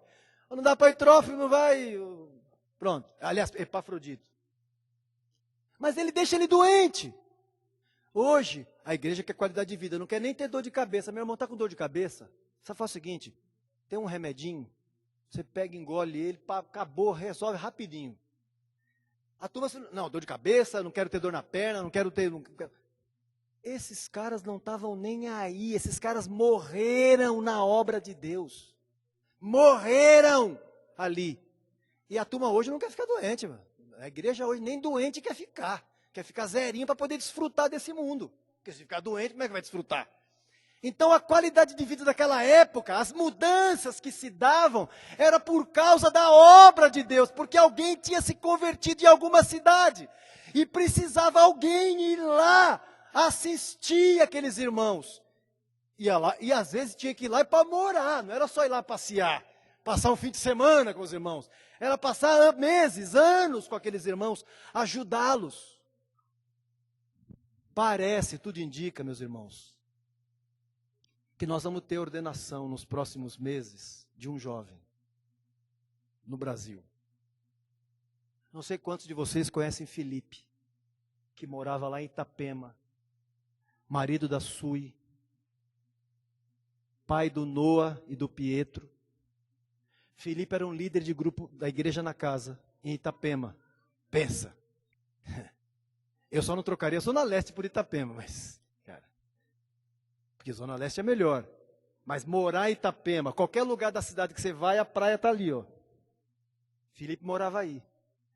Só que em Brusque, uma cidade que fica a 50 quilômetros de Balneário, começou a se converter gente.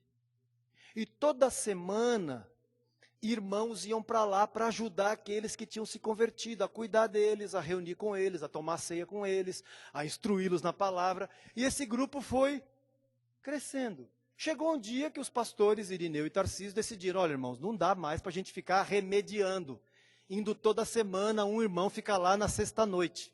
Nós precisamos de alguém para morar lá, e numa reunião com os líderes. Você imagina assim, cara, uns 10 levantaram a mão. O Felipe falou assim, Tarcísio, eu vou. E foi. Está lá Felipe e Sui, com o Noah e o Pietro, morando em Brusque. O grupo que era lá 3 famílias, já está indo para 60 irmãos. E os pastores, a última vez que eu estive com eles, ele falou assim, João, cara, eu acho que nós vamos ter que ordenar o Felipe, cara, não vai ter jeito, mano, porque ele é o pastor lá. E é mesmo. Você vai lá, você que ouviu os que conhecem o Felipe, e é impressionante. Você sabe o que começou a acontecer em Brusque? O catarinense é tudo branquinho, né? Rapaz, a congregação de Brusque, Edson, só tem baiano. De Itabuna. Só tudo moreninho assim, economizando da tinta, né, claro. Tudo moreninho, não é? Rapaz, e sabe de uma coisa? Felipe está fazendo exatamente o que aprendeu. Felipe já tem 3 homens do lado, desses baianos novinho, ele já tem 3, cara, que são os fiéis escudeiros dele. Os caras que você conhece essa figura. Os caras estão ao lado dele, os caras da melhor qualidade, 3 rapazes lá. 2 são casados, mas são jovens, e um está se casando, ou vai se casar? Vai casar ainda, né? Vai se casar agora. E rapaz, Felipe já está formando o companheiro dele lá. Que graça! Então eu acredito que não vai demorar muito, os caras já estão querendo ordenar o Felipe lá.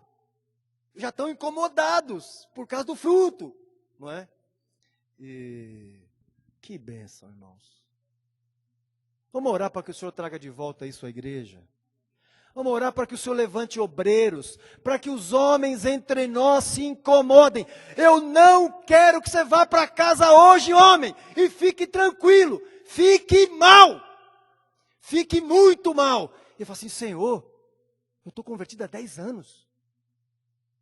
Quantos estão ao meu lado? Quantos? Não vou nem dizer quem eu ganhei do mundo. Quantos minha vida influenciou? E são meus seguidores. Olham para mim e querem me imitar. Se não tem isso na tua vida, e já se passaram alguns anos, o problema não sou eu. Nem é Hélio, nem é William, nem é Ismar, nem é Nilson. O problema é você. Vá adiante. E eu vou te recomendar que você se consulte com alguém. Com aquele que você entra no quarto, fecha a porta, e ele é capaz de te ouvir onde você estiver. E sabe o que ele vai fazer com a tua vida? Ele vai tirar você desse comodismo. Ele vai revolucionar a tua vida. Você pode ter certeza. E essa vida boa que você está levando hoje, tranquilinho, você vem para a reunião, ó, tem os 4 pastores aí, eu vou falar nada, eu estou tranquilo, vou para o encontro da casa, está lá os irmãos mais velhos estão lá, eu vou ficar aqui, tá bom demais. Tenho lá meu empreguinho, estou fazendo minha pós da pós, e a pós não sei do que, e a obra de Deus vai ficando. Vai ficando. Esses missionários, olha, eu posso questionar a formação que muitos desses missionários que estão pelo mundo. Eu diria para vocês, com todo respeito ao Rafael, se de repente ele vê esse vídeo, Rafael, entenda o que eu vou dizer. Eu posso até questionar a formação que o Rafael teve da Jocum, que ele recebeu da Jocum. Eu poderia até dizer que muitos de vocês que estão aqui, teologicamente, estão mais bem preparados que ele. Mas quer saber de uma coisa? O Rafael teve uma coisa que falta em muita gente hoje. Esse fogo. Eu quero fazer a obra de Deus. Eu não sei como é que é, mas eu quero fazer, cara. Senhor, estou aqui. Ponto. Isso é da época que o Asaf fez esse cântico. Colossenses, capítulo 1, 28 e 29. Me suportem, por favor, irmãos. Não é sempre que isso acontece. Me suportem. Colossenses 1, 28 e 29. O qual nós anunciamos, advertindo a todo homem, ensinando a todo homem em toda a sabedoria, a fim de que apresentemos todo homem de qualquer jeito em Cristo. A fim de que apresentemos todo homem perfeito em Cristo. É para isso que eu também me afadigo. Para que Paulo se afadigava? Para apresentar todo homem perfeito em Cristo, esforçando-me o mais possível, segundo a sua eficácia que opera eficientemente em mim. 2 Timóteo capítulo 2, versículos 1 e 2. 2 Timóteo 2, 1 e 2. Tu, pois, filho meu, fortifica-te na graça que está em Cristo Jesus, e o que de minha parte ouviste, através de muitas testemunhas, isto mesmo transmite a homens fiéis e também idôneos para instruir outros. 2 Timóteo 3, versículos de 14 a 17. 2 Timóteo 3, de 14 a 17. Tu, porém, dirigindo-se a Timóteo, tu, porém, permanece naquilo que aprendeste e de que foste inteirado, sabendo de quem o aprendeste, e que sabe que desde a infância, você sabe, as sagradas letras que podem tornar-te sábio para a salvação pela fé em Cristo Jesus. Toda a Escritura é inspirada por Deus, útil para o ensino, para a repreensão, para a correção, para a educação na justiça, a fim de que o homem de Deus seja perfeito e perfeitamente habilitado para toda boa obra. Ele não está falando isso para pastores. O público não é pastores. O público é todos nós. Serve para todos. Hebreus capítulo 5. É o texto mais confrontativo. E que nos deve fazer pensar como homens. Deve nos tirar o sono ao ler textos como esse. A esse respeito, Hebreus 5, de 11 a 14. A esse respeito temos muitas coisas que dizer e difíceis de explicar, porquanto vos tendes tornado tardios, lento, você pode trocar tardio por lento, porquanto vos tendes tornado tardios em ouvir, pois com efeito, quando devíeis ser mestres, atendendo ao tempo decorrido, tendes novamente necessidade de que alguém vos ensine de novo quais são os princípios elementares dos oráculos de Deus, da palavra de Deus. Assim vos tornastes como necessitados de leite e não de alimento sólido. Você está necessitando de que alimento hoje? Passados esses anos de sua conversão, passados esses anos desde o dia que Jesus te chamou, que tipo de alimento você precisa?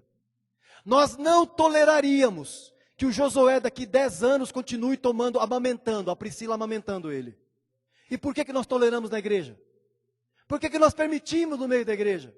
Gente, depois de velha, continua tomando leitinho.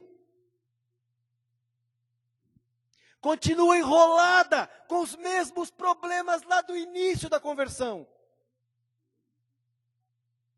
Ora, todo aquele que se alimenta de leite é inexperiente na palavra da justiça, porque é criança.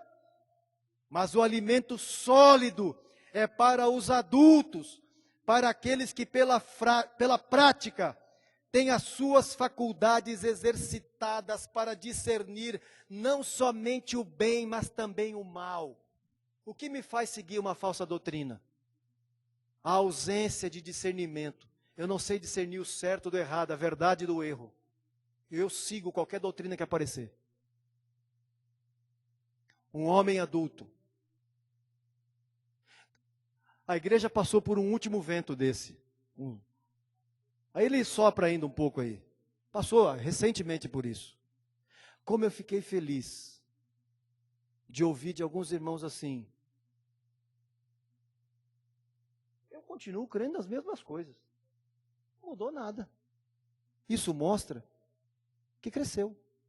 Que não se move por nenhum vento. Por nada. Está firme. Eu ouvi de gente, infelizmente eu ouvi de gente, mas aconteceu isso, mas o fulano de tal estava lá. Se referindo a alguém adulto que estava lá e também não soube discernir o problema, a verdade do erro. E nós tivemos que dizer, e daí? A palavra de Jesus não mudou, continua a mesma.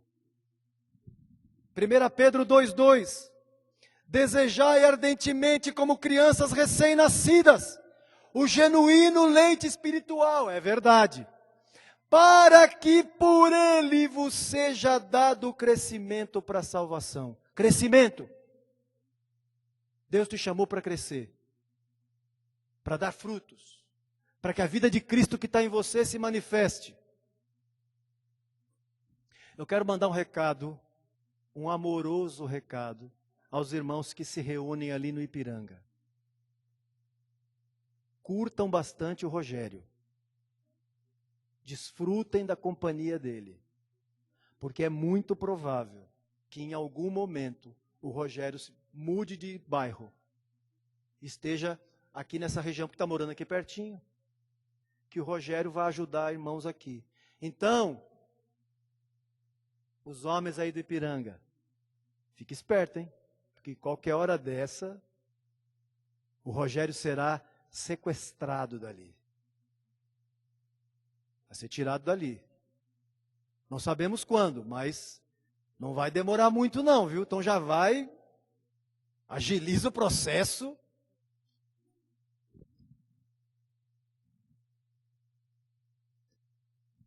Eu também não vou dizer o nome do santo, é um santo, porque é um filho de Deus. Mas recentemente um irmão decidiu mudar de bairro.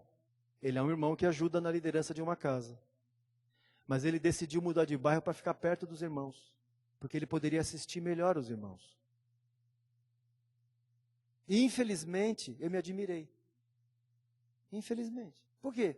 Porque não é comum. Ele não mudou de bairro para ter qualidade de vida. Não, ele morava aqui. Ele mudou para esse bairro para ter qualidade de vida. Graças a Deus, aquela voz, sabe aquela voz da qual eu falei, Patrícia? Que vai falar dentro de você, essa voz falou dentro dele, olha, eu não quero você aqui não, quero você lá pertinho dos irmãos. E ele ouviu essa voz.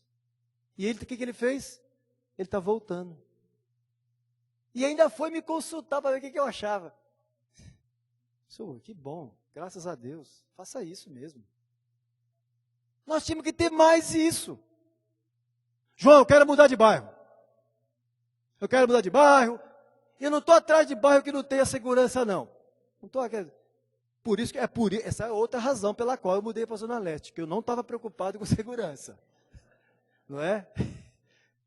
A prova de que eu não estou preocupado com segurança é que eu moro ali na Vila Antonieta. Já fui acordado algumas vezes com tiro. É coisa assim. Pronto. Alguns acordam com os pássaros. Outros acordam com tiro. Outros acordam com aquela gritaria assim, eu vou te dar um tiro na cabeça se você não me der o celular. Na janela, na porta da rua que eu moro assim. Um motoboy roubando uma moça.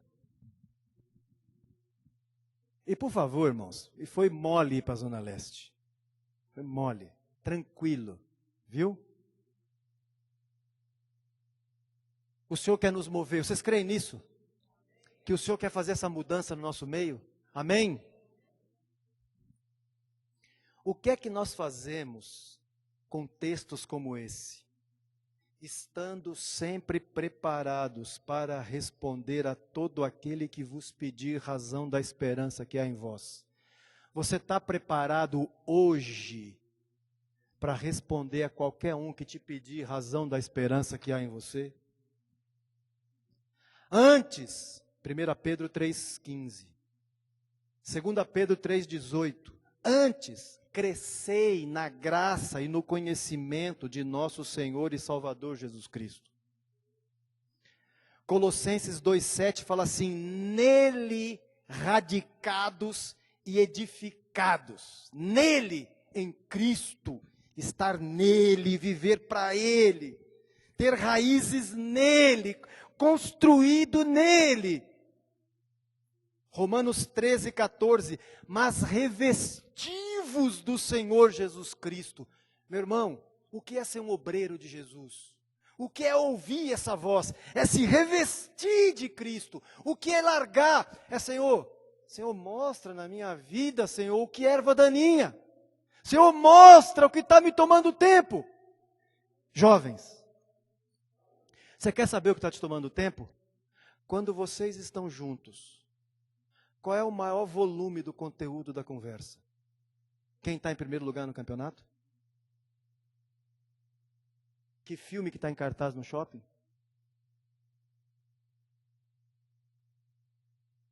Qual é a melhor profissão onde você vai ganhar mais dinheiro? Qual é o mestrado, doutorado, pós-doutorado, pós não sei o que lá que eu vou fazer? Qual é o conteúdo da conversa? Do que vocês falam?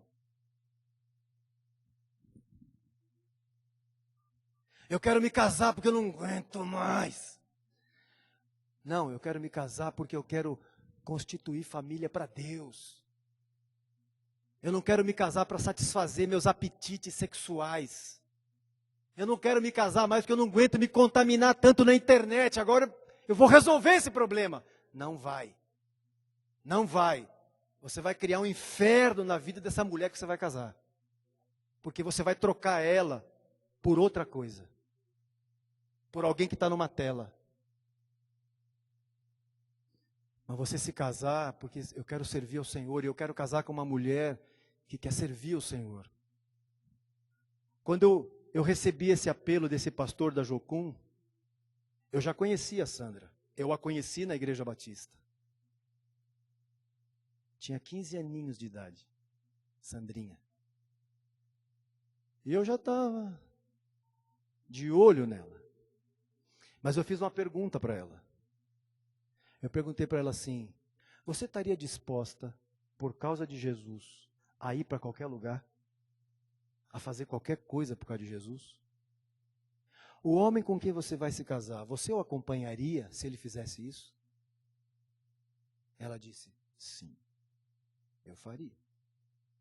Por que você acha que eu estou casado com ela? Até eu que sou mais bobinho, não é? Efésios 4, 21, instruídos nele. Colossenses 2, 6, andar nele.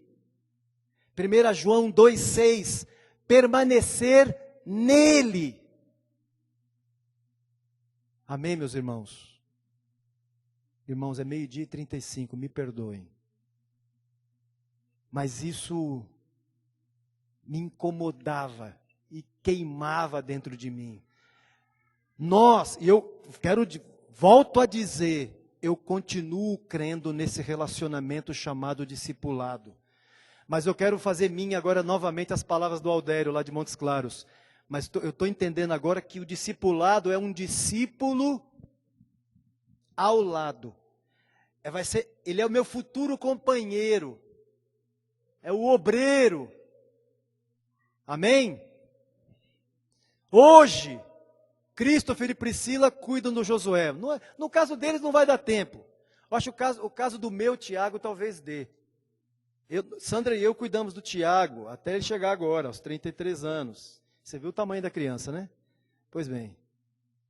Mas é provável, acho que dá tempo ainda, de chegar uma hora do Tiago precisar cuidar de nós. O discipulado é isso. Essa pessoa que nós estamos formando, ela tem que ser capaz de, em algum momento, caso necessite, cuidar de mim. Quantos aqui, eu, graças a Deus, fui agraciado pelo Senhor e tive esse privilégio de cuidar da minha mãe até o último dia de vida dela. E eu sei de alguns aqui que estão fazendo isso. Mas quantos aqui tiveram esse privilégio de cuidar dos pais, por causa da saúde, até o fim da vida? Não é? Eu sei de alguns que estão passando por isso agora, que estão cuidando dos pais. Isso é uma bênção de Deus. Ele cuidou de você a vida inteira e agora você está cuidando dele. Isso o discipulado tem que produzir isso. Na sua velhice, aquele que você cuidou, que você formou, que era um bebê, agora pode cuidar de você, pode te ajudar. Amém? Que o Senhor nos ajude. Que o Senhor nos ajude. Ó Deus. Ó Deus. Nos ajuda, Senhor, a nos mover nessa direção. Muda, Senhor, nossa mente, nossos valores, nossas prioridades. Ó Deus, arranca de nós, Senhor, aquilo que está nos tomando tempo, que está minando, drenando o poder espiritual, Senhor, e que está nos deixando surdos, nos impedindo de ouvir a voz que chama: vem para perto de mim, deixe isso, faça aquilo, seguir, vá por aquele caminho, como era a marca daqueles homens, Senhor, daquela época, que ouviam tua voz e que se moviam pela tua voz, não se moviam atrás de alguma necessidade pessoal. Senhor, muda isso em mim, Senhor, na vida de meus irmãos e irmãs. Ó Deus, tu sabes, no meu coração, eu não quero aqui colocar nenhum peso, nenhum jugo, nenhum juízo sobre meus irmãos. Mas eu quero aqui, Senhor, com essa palavra que o Senhor colocou no meu coração, Senhor, tentar ajudá-los e despertar-lhes o Espírito, Senhor, para que busquem o Senhor, para que se movam, Senhor, na tua direção, naquilo que o Senhor quer para a vida deles. Faz isso, Senhor, faz isso na vida dos homens que estão aqui, dos jovens, dos meninos, mesmo os adolescentes que estão aqui. Faz isso, Senhor, por favor. Muda, Senhor, a nossa forma de cuidar dos novos que chegam, de conduzi-los a um crescimento saudável e que os faça, depois de um tempo, Senhor, saber para que foram chamados e continuar andando, Senhor. Não nos permita, Senhor, ficar cultivando, educando crianças, Senhor, eternas. Desperta-nos, Senhor. Isso é uma obra que nenhum de nós como pastores pode fazer, é uma obra única e exclusivamente tua, do teu Espírito que habita neles. Senhor, como aquela visão de Ezequiel. Senhor, havia um vale de ossos. E ao receberem tua palavra, Senhor, eles se colocaram em pé, ossos foram se juntando, cada um com o seu osso. E depois, Senhor, receberam carne, receberam músculos, tendões, ligamentos. E era um exército, Senhor, só que não tinha vida. E o Senhor soprou sobre eles teu Espírito e tiveram vida. Senhor, ressuscita-nos para a tua obra, Senhor. Por favor, Senhor, nos desperta para a tua obra, Senhor. Faz-nos ver estes campos, Senhor. Faz-nos olhar além das nossas necessidades. Faz-nos ver a necessidade que está aí, Senhor. Deus, eu mais uma vez peço que tu abençoes a Railda nesses dias. Pai, no nome de Jesus. E junto com ela, Senhor, abençoa todos esses irmãos, esses homens e mulheres que estão espalhados por este mundo, em lugares inóspitos, Senhor, em lugares longínquos, de difícil acesso, estão drenando, Senhor, não o poder espiritual, estão drenando sua saúde, enquanto o poder espiritual cresce a cada dia, mas estão servindo ao Senhor. Senhor, abençoa esses homens e mulheres, Senhor. Pai, no nome de Jesus, Senhor, recompensa esses homens e mulheres da forma que só tu sabes fazer.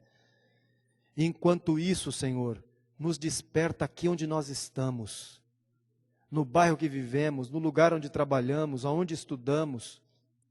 Nos desperta, Senhor, em nome de Jesus. Em nome de Jesus. Amém.